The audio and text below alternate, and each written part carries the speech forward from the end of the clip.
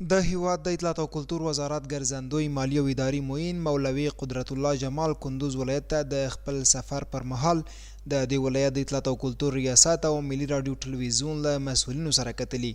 او هغوی ته د شته ستونزو د حل په برخه کې ډاډ ورکړی. ښاغلي جمال کندوز ولایت ته د خپل سفر اصلي موخه د فرهنګي او نشراتي ادارو د کارونو ارزول او د یادو ادارو شته ستونزو ته رسیدنه ښودلې. نوموړي د کندوز ولایت له ملي راډیو ټلویزیون څخه د لیدنې پر مهال د دغې ادارې تیر فعالیتونه او لاسته راوړنې ستایلې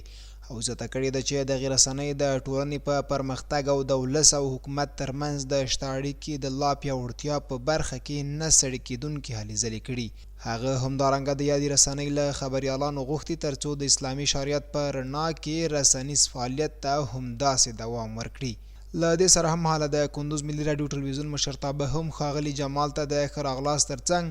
له رسنیو څخه د ملاتړ په برخه کې د اطلاعات او کلتور وزارت تیرې ترسره کړې هڅې ستایلې دي. د هیواد د اطلاعات فرهنګ وزارت د ګرځندوی مالي او اداري چارو معین کندوز ملي راډیو ټلویزیون ته راغی او له دغه امارت له مختلفو څانګو څخه لیدنه وکړله. وروسته مو سره ناسته وکړله او د زموږ د ملي راډیو ټلویزیون کارونه یې وستایل او د لا پرمختګ لپاره لازمې سپارښتنې وکړلې. موږ د مشرانو راتګ کندوز ولایت ته په نیک پال نیسو او